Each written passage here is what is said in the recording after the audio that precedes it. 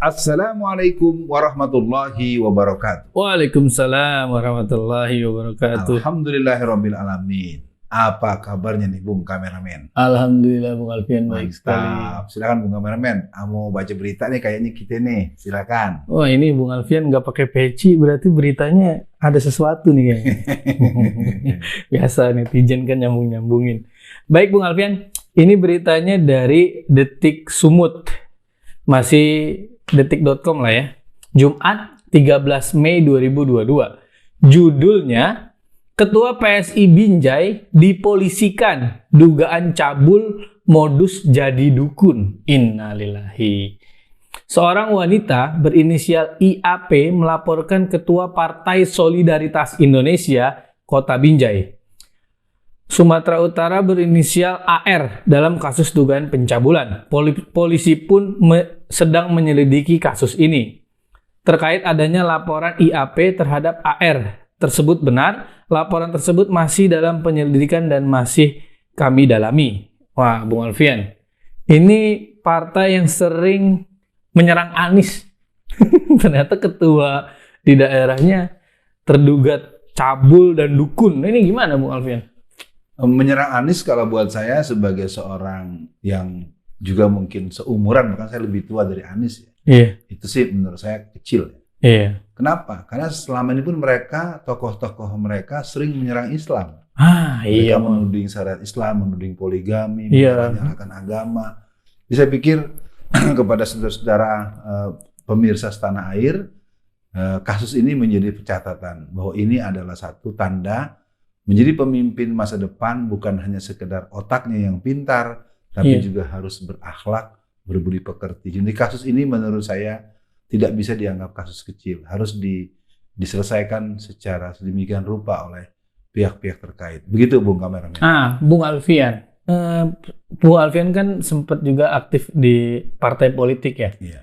Pertanyaan saya adalah, emang kalau kita merekrut kader itu asal-asalan nih Bung Alfian? Kok bisa sampai orang yang tidak bermoral, bahkan modus jadi dukun itu bisa jadi ketua loh Bung Alfian? Ketua, kalau anggota kan mungkin kita bisa. Ini ketua perwakilan di Binjai, itu gimana Bung Alfian? Ya sebenarnya itu kan pertanda lembaga tersebut tidak punya kriteria normatif. Ya. Yang penting boleh jadi ketua. Dan ini juga pesan buat seluruh lembaga-lembaga yang menempatkan manusia, apakah ormas, apakah partai, pahamilah bahwa kita ini kan hidup harus bermanfaat buat orang banyak. Artinya kasus ini menurut saya sangat baik diperdengarkan dan tidak boleh untuk dicontoh.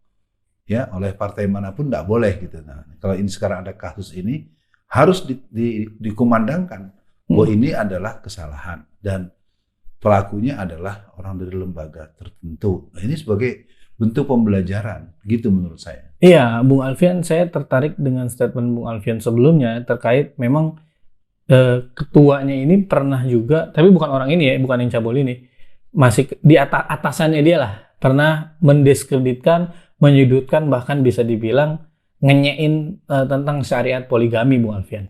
Jadi, ya saya melihat kerangkanya, satu sisi dia merendahkan syariat Islam, tapi satu sisi cabul dan dukun. Apakah tipikal orang yang benci syariat Islam itu sebetulnya mereka begitu, Bung Alfian? Ya nanti dulu, ini betul ya, secara korelasi memang begitu. Tapi konyolnya, di saat-saat musim kampanye mereka menggunakan kopiah, mereka menggunakan ayat, mereka menggunakan. Ini juga catatan buat kaum muslimin. Iya. Kita juga punya kewajiban berpolitik atau kita punya hak berpolitik. Nah soal tadi pertanyaan seperti itu kan sebetulnya penampakan itu cerminan jiwa.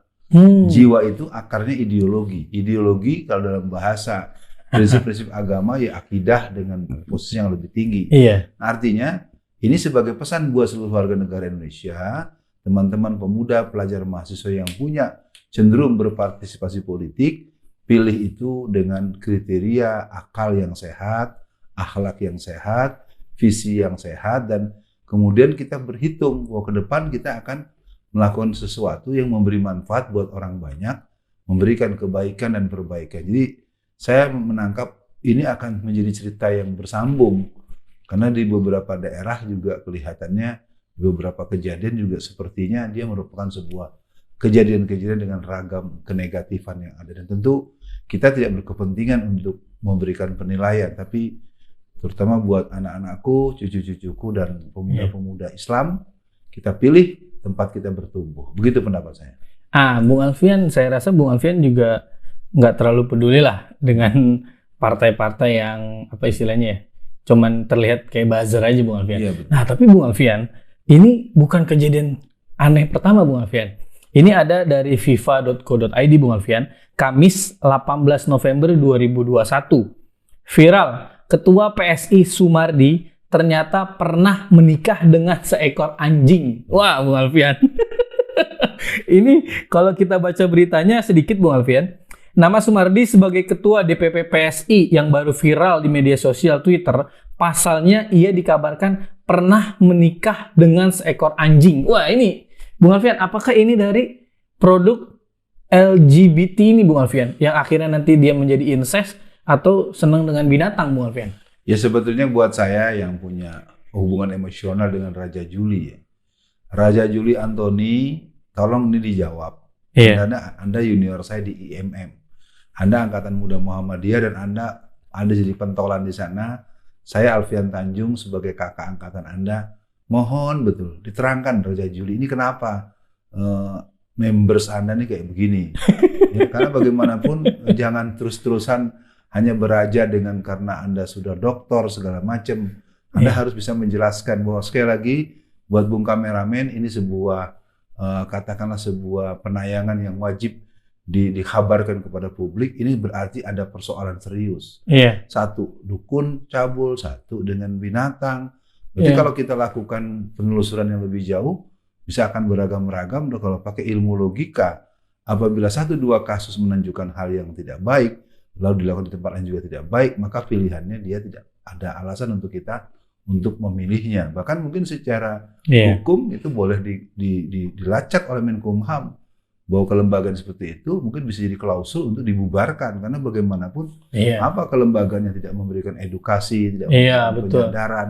Saya pikir buat kita pemirsa, kita akan terus menyuarakan bahwa kita tidak memposisikan sebagai pabrik kebenaran, tetapi kita ingin orang berani karena benar. Jangan sampai orang berbuat sesat, orang berbuat bejat, dia semena-mena mengekspresikannya. Begitu Bung Kameramen. Iya Bung Alfian. Jadi apa ya? Mungkin ini pertanyaan untuk akhir sesi di bacaan berita kali ini Bung Alfian. Nah, pertanyaan saya ini Bung Alfian. Banyak partai yang mengatasnamakan milenial, cinta persatuan, solidaritas. Itu cover-covernya sangat menarik untuk remaja Bung Alfian, atau pemilih pemula lah istilahnya. Nah, apa nih pesan Bung Alfian untuk para pemilih pemula? Jangan sampai mereka hanya kena atau terpincut oleh partai-partai yang covernya saja Bung Alfian.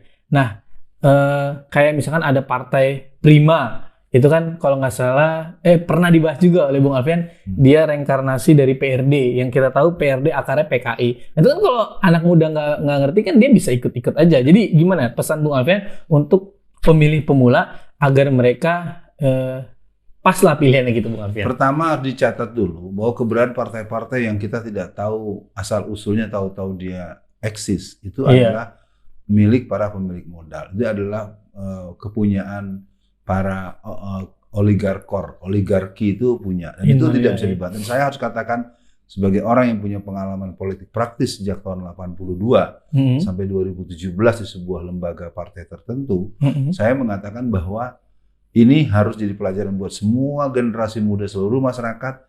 Jangan sembarangan bergabung dengan partai yang kita tidak tahu asal usulnya, yang pertama. Nah, yang kedua, mari kita tumbuhkan kesadaran politik. Berpolitik itu merupakan sebuah peran-peran artikulatif terhadap aspirasi. Dan yang terakhir buat anak-anakku sekalian, generasi muda, mari kita jadi generasi yang suka berpolitik, membangun, merebut kekuasaan untuk melakukan kebaikan, perbaikan demi kedaulatan Indonesia, demi keridhaan Allah Subhanahu wa taala. Demikian dibacain berita kali ini, kita akan terus membacakan berita yang menembus hati, menembus pikiran, dan menjadikan Indonesia lebih baik daripada hari ini. Assalamualaikum warahmatullahi wabarakatuh.